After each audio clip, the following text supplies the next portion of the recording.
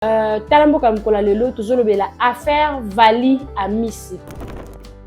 Vali Amisi, un jeune entrepreneur congolais avec beaucoup de valeurs, na ba motivation ebele. Tolala tolamuka le 9 avril 2026. Bamona nzoto ya ndeko Vali Amisi pene ya libanda ya Beatrice Hotel. Toza actuellement na mai 2025 depuis ndeko Kenda atika biso le 9 avril au 9 mai, déjà un mois depuis Vali Amisi atika biso. Ndeko mobali ba raison nini esalaki ye abeta attirer sur moninga na ye ba welela kinini. En tout cas mituna o ezomi biya noté, mais jusqu'à maintenant, jusqu'alors tozoyeba te nini ekomi. Vali Amisi akufi na butu ya le 8 au 9 avril. Ndenge biso tomona ba vidéo ba publiaki et tomoni ke ba betaki masasi ton ba retrouver corps na eb. Akufaki na kati ya appartement ezali na Renaissance awa na ville. Renaissance ngo ezaka. Eza na ville mais na vivre en location na ngobiante et tout nga pena peki na ngobiante na Lubumbashi. Et tout temps ekomi na na Johannesburg na maman et puis batindeli biso ba photo ngo tout monde ngo pena ba tonsi ba monaki et ezalaki par balle. Babomaki par balle et tout par Beni Mukena. Alors Beni Mukena ngo azawapi bakangaye te bozana niveau ni d'abord na niveau ya famille dossier za na niveau ni. Et là on début ça peut te comprendre te ya ngwana yango peut to komina mpe koloba pour te se décider que to pesa nanu justice congolaise. Un mois le temps que tout la ndenge bazo kena ba enquête, mais to se rendre compte que ba contradiction et l'équipe belé. Tokutana kina ministre ya justice wa yebisaki biso ke Beni il y a 3 semaines wa yebisaki biso ke Beni Mukena bakanga ki en Afrique du Sud ki babandaki da processus extradition ou ezali processus politique et judiciaire et tout. Mais tilelo ministre yamba su chombo téléphone te chombo te so to bengie Kasalembe biso na même occasion ou parce que tu sais ngako audience na ye. Tu sais ngako audience na ba service na ye et puis ayambaki biso alobi nazalaki na papa, maman, grande sœur na ngai Julie ou ayeka ou ayi avant Vali. Papa, maman, Julie na avocat na biso mususu et tout. 2 jours après que ba kanga selon ministre, alobi que ba nda procédure d'extradition et tout. Nous allons causer là les lois comme tout ne ce que ça lui a payé embarrassou ba pelta embarrassou ba message te si to meke les kana service na pour na to me cause audience mususu bato ba mba yamba yebiso avant na minute bato yamba susu te.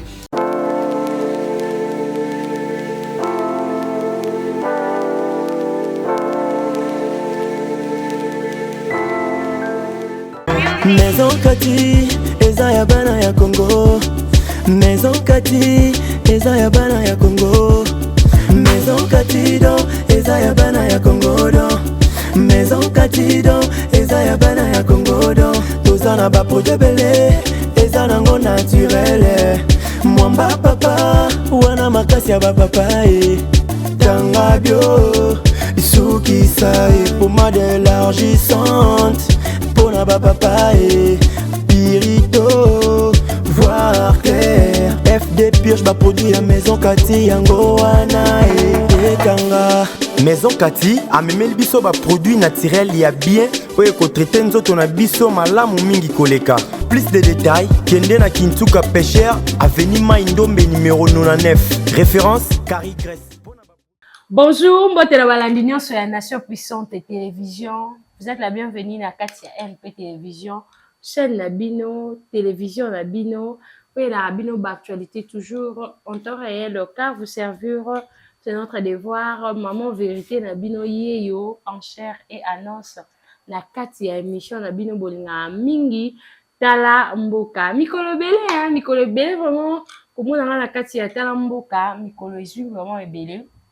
Sauf que to commencer to salimo ba émission batala mboka ba retour et banoza mabe bote ka image ya mboka mabe bolo ba makambo mabe yango ça qui vraiment tala mboka etika moi isolé quoi. Donc to salimo ko se retirer pour la makambo mboka bozana ba avocat makambo lo baboyebi est-ce que boko ko samba totali tala mboka boye tala mboka totia na se totieli tala mboka na se.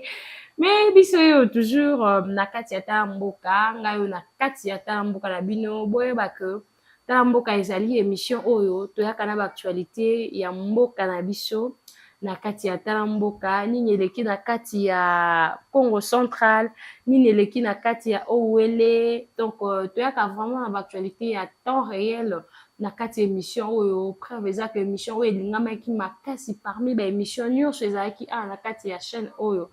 Mais vu ya makambo ya mboka toloba te yango esali ke tala mboka esonga mwa nsima. Mais tokoya kaka soki oloba eza tokoya ndenge ezalaka kaka bino bozala wana mpona kopesa biso bavoka bongo te.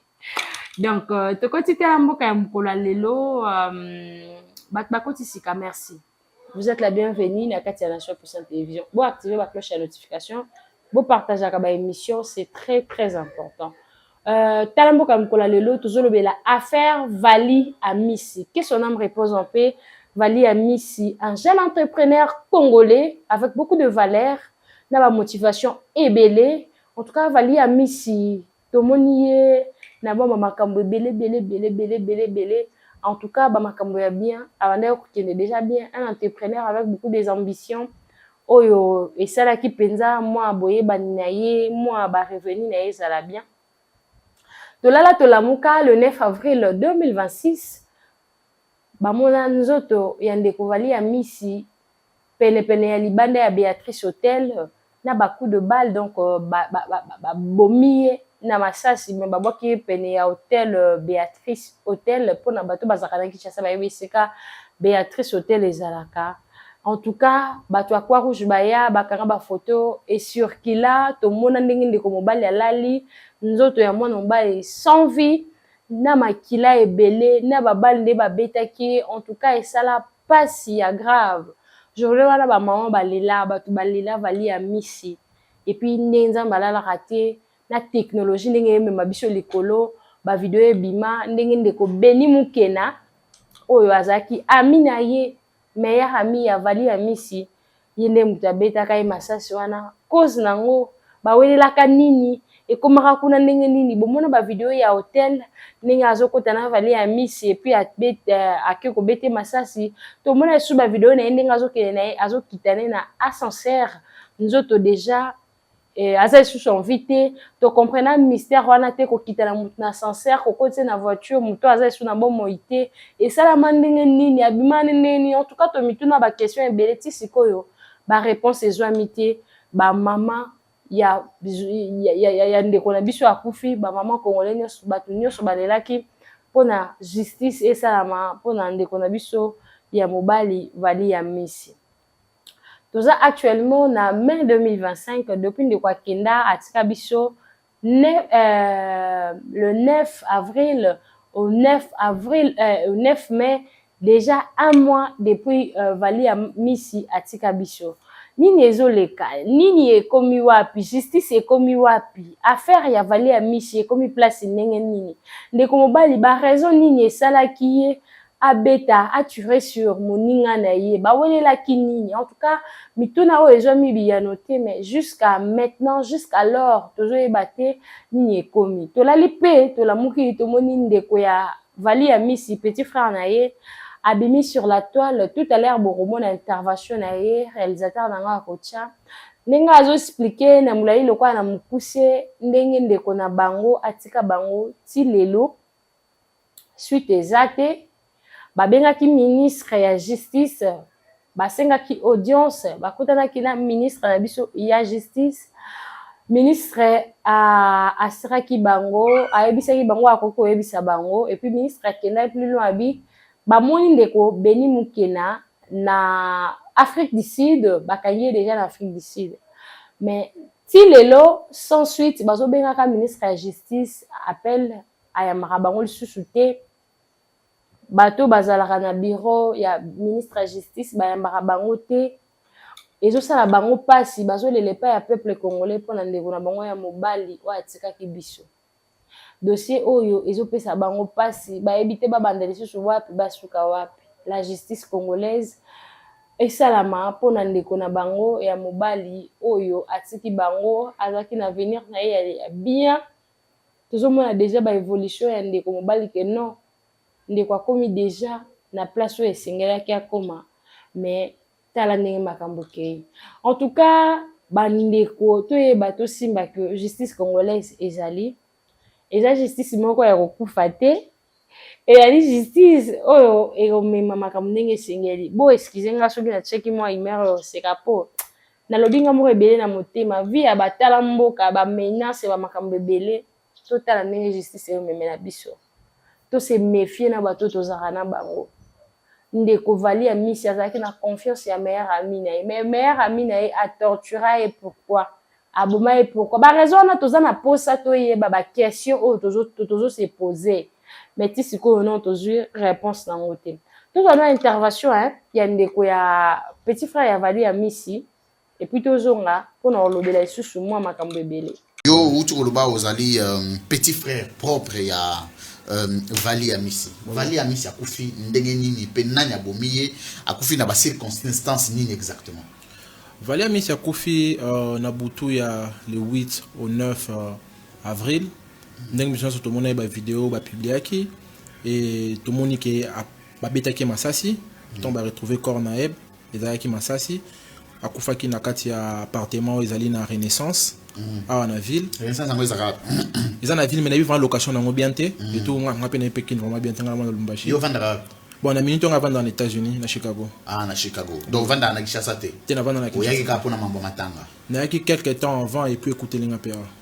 Ah donc yo yaki awa matanga écouter yo awa. Ouais écouter nga déjà. Oh là là. Alors expliquez-moi un peu circonstances à liwa ya ndeko Amisi. Ndenge na bando loba na journée le 9 avril tukutaki bakutaki nzoto na ye pembeni ya hôtel comment on sonne Béatrice hôtel babwakaki wana et puis bato Croix Rouge ba récupéraki yango et après bakangaki ba photo ba faisaki circuler tout pour na ba identifier na moment wana na en Afrique du Sud na maman et puis après camarade Morati maman zana bomoyi oui maman zana bomoyi et tout temps commis na Johannesburg na maman et puis batindeli biso ba photo yango tout monde yango pene baton se ba monaki et ezalaki par balle babomaki par balle et tout par Beni Mukena mwepu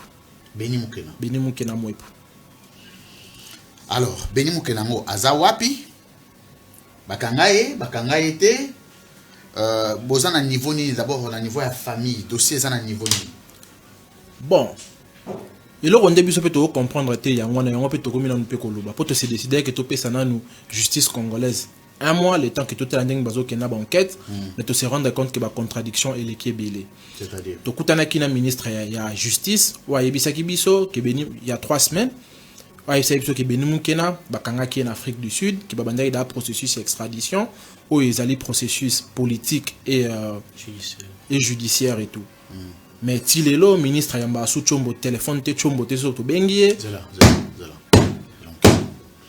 donc ministre ayebisaki bino que bakangi déjà ayambaki bino na occasion nini po bozalaki na nani kasi alemba biso na même occasion oyo parce que tosengaki audience na ye tosengaki audience na ye na baservice na ye et puis ayambaki biso alobi nazalaki na papa maman grande sœur na ngai Julie oyo ayekaka oyo aye avant Vali papa maman Julie na avocat na biso mosusu et tout maître Jean-Claude Moulingano tozalaki na ye et puis après toyambi bayambi biso na bureau na ye tosololi na ye alobi kayebi dossier yango et que Mukena bakangaki déjà baochokangi na Afrique du Sud à ce moment les ayaki 2 jours après que bakanga selon ministre alobi que banda procédure et extradition et tout tozali kozela lelo soto komo tourner ce que ezali apa yambarasu ba appel ta yambarasu ba message te surtout mekele kana ba service na epo na to meko audience mususu bato bango mba yamba yebiso avant na minute bato yamba susu te yango sko to mo inquiet to mo André mais André ba mo sara na milimu na biso na stade yango ne toye devant peuple congolais pour baye ba ke makamyon se zéro le kana par rapport à dossier wana. Merci beaucoup Toki ndeko na ya mobali ninga zoloba avec beaucoup de douleur kubungisa ndeko na bango ya na bango oyo bamesanaki kokabwana kaka boye muninga abilité alaki na bonne santé boki kaka bomoni ba photo na internet ke bamoni nzoto ndeko na bino sans vie en tout cas ça la passe nayebi te justice na biso et répondre na baquestion oyo bokangaki ye na Afrique du Sud aya awa na mboka na ye mpo baya kosambisa ye na Afrique du Sud yango avandi kaka akoya awa te mpona nini azoya awa te nini ezosala ke Beni Mukuna oyo bakangi deja na Afrique du Sud aya awa na kati ya Kinshasa te bandeko ya vali ya misi bazomituna mituna ebele baloba nini balela ndenge nini babelela nini baloba nini. En tout cas, justice, il faut ça, affaire où ils aura tellement louche que tisiko biyano abato ezo alate. Affaire dossier moko très sensible. Akitana na sincère. Aboma na kati ya nini ya kati hotel a beta arme. En tout cas, moi mobalo Beni Mukena oyo na elongi ya basango. Na comportement ya bakulu na ya changu il faut akangama justice il faut esalema mpona ndeko oyo ya mobali oui il faut esalema bato bakoki kovanda kaka boye te tovandaka na bainsécurité tovandaka lokola justice eza te car la justice élève une nation la justice élève une nation s'il vous plaît que la justice soit faite pona likambo oyo garçon wana so bakangaki na Afrique du Sud na biso esale nini po bazwisa ya avion bakiti na Kinshasa nini ezosenga ministre ya justice répondre na bamituna ya bandeko oyo répondre na bapele ya bandeko oyo babungisa ndeko na bango la vie humaine est sacrée makila ya mutu ezali makila ya libata te non plus makila ya soso alors boloba quelque chose, boyebisa bandeko quelque chose. Est-ce qu'il y a solo? Est-il vrai que bokangaki en Afrique du Sud wana? Ezalaki Beni Mukena wana vraiment? Oui, soki bokangaki en Afrique du Sud, mais mboka na eza Congo Kinshasa, esika asalaki crime na ye. Ezali na Kinshasa, ba video ezali o bokomona ndenge azobimisa nduki na kati ya poche na ye. Ba video ezali oyo tomona ndenge ake kotia elamba na caméra.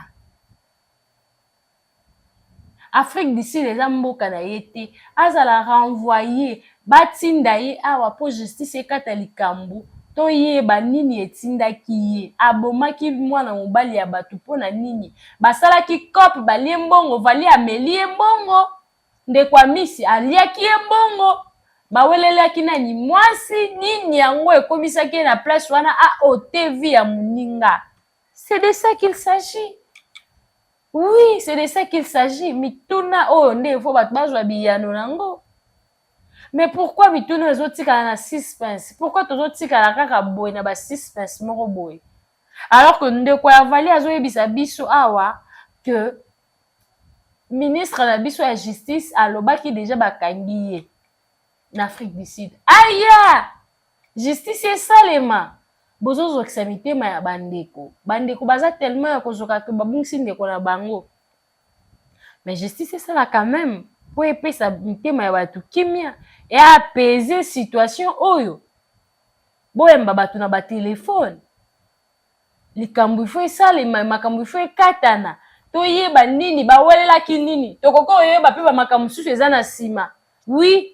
Toyi koyeba ba faire mususu affaire ni babandeka kosala bango mibale oyo komisaki na suka moteme komé na suka bongo a ote souffle ya muninga azangisa muninga kimia alongola muninga na mokili ya Nzambe gratuitement. Oui, il faut aya ceux qui sont en Afrique du Sud bozo essayer voilà nyata na Kinshasa bato bayeba ba explication apesa explication asalaki yango nako alingaki amekande asalaki esei nde babetaka bali soki ebomaka oyo to ndenge nini.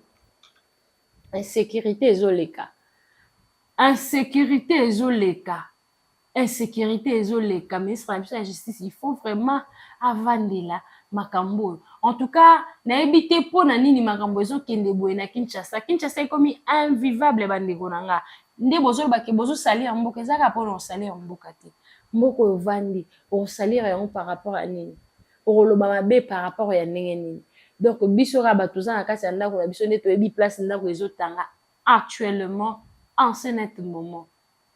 bato ya moto baya bato ya moto wewa bato ya moto bakomi boto la biso ba sac ba benga bango ba postura bato ya moto ba changer idéologie o mati moto tango olingo bimisa mbongo na sac ba bondo abendi o sac atie ombeli na loboko donc bato bazo changer bato bazo se déguiser le kwa maboma okasi mutali boma mais mutali boma te aza moyibi aza criminel bato bazo yiba bato ba changer mbongo ba bakambiste bayo yiba bato bakambiste na Kasavubu dimanche bato maboma misato bato maboma mais armé na ba arme donc okotiaka na modèle bazo yebika bato o bato maboma mais bato maboma bimisi ba arme na bango bazo tuer elekeli biso botala Kinshasa ndenge ezopela moto so to lobi est-ce que makambo bozoloba bozoyeba est-ce que bokoko samba makambo bozosama ndenge nini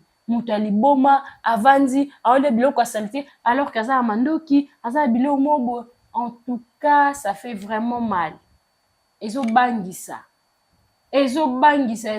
ba mesure il faut ezala pour protéger petit peuple pour protéger population.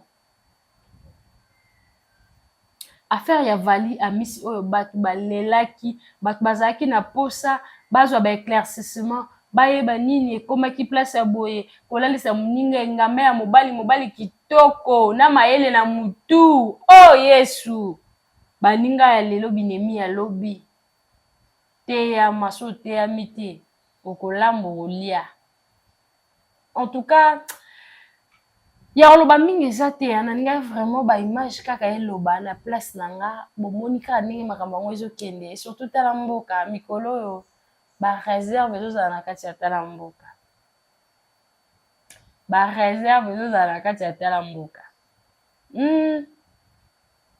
fe ezala vraiment ebele po toza na kati ya mame omeki bayozwa letisi ya mokamate donc faut nazwa soin nanga ndene sabilo prenez soin de vous faut ngapela nazwa soin nanga pona ko mibatela po mboka eza ya kopela mokamate ou rien nalingi bino mingi babone na biso affaire oyo eozala éclairci to espérer na mikolo ezoya nayebi ke justice na biso ezali ezolandela à la lettre nini oyo ezosimba te nini ezosala que basécurité ekoma makasi boye et puis dossier avali ya misi oyo ekokoma na suka bakokanga Beni Mukena oyo et puis Beni Mukena koya koexplike biso nini etindaki ye aboma moninga nani aza derrière ye nani apusaki ye nani akomisaki ye place wana po ya koboma moninga ya koloba mingi eza te en tout cas esala pasi na motema toyebi ke mikolo eza koya ba explication koya ebele et puis version ya sika koya crime oyo ekotikala boye te ekozala vraiment puni sévèrement nayebi mpona justice na biso crime oyo ekozala puni sévèrement nde tokutani mikolo ezali koya. À la prochaine.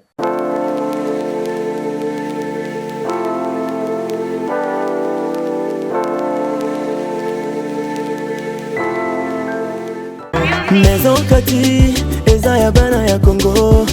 Maison Kati, eza ya bana ya Congo. Maison Kati do, eza ya bana ya Congo do. Maison Kati do, eza ya bana ya Congo do.